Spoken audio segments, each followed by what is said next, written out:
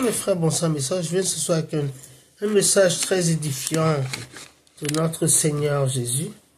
Il m'a dit de vous dire que le royaume de Dieu, c'est pas une affaire de manger, boire et de s'enjailler, quoi. C'est plus profond que ça. Tu vois, de ce qu'on va faire avec notre chair. Le royaume de Dieu, c'est quoi? C'est une affaire de crainte de l'Éternel et de vivre selon les paroles de Dieu. Voilà.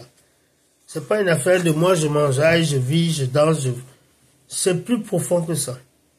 C'est une affaire de crainte de l'Éternel, de sanctification, de joie et de paix dans l'Esprit Saint. Dans l'Esprit Saint. Pas de paix par rapport à ce que tu as comme argent. Un enfant de Dieu peut être très pauvre et très paisible. Très content du peu qu'il a. Un enfant de Dieu peut ne rien avoir, mais être très paisible. Vous comprenez, non? C'est une affaire.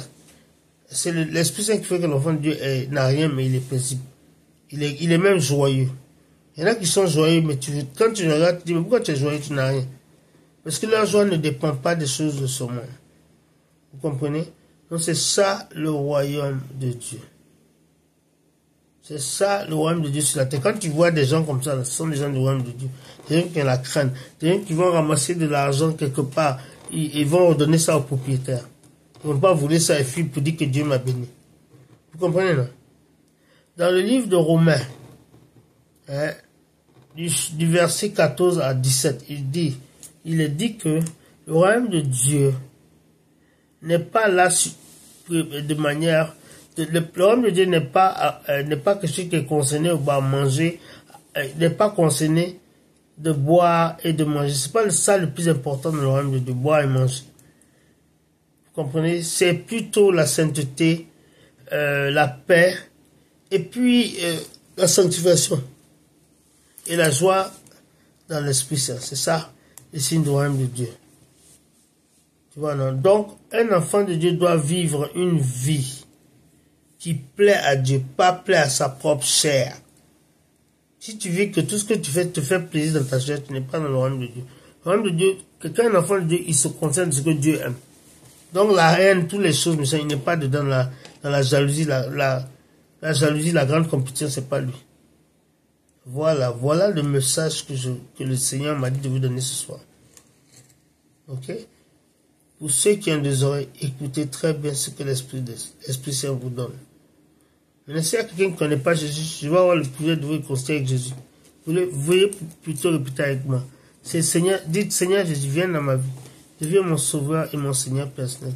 Seigneur Jésus, merci pour mon nom qui est maintenant écrit dans le livre de la vie. Merci pour mes péchés qui me sont désormais pardonnés.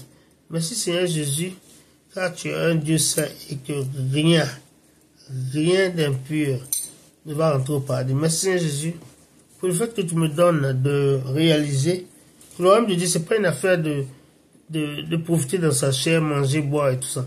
C'est plutôt une affaire de quelqu'un qui fait la volonté de Dieu, quelqu'un qui a peur de l'Éternel et quelqu'un dont l'Éternel est très fier parce qu'il est obéissant.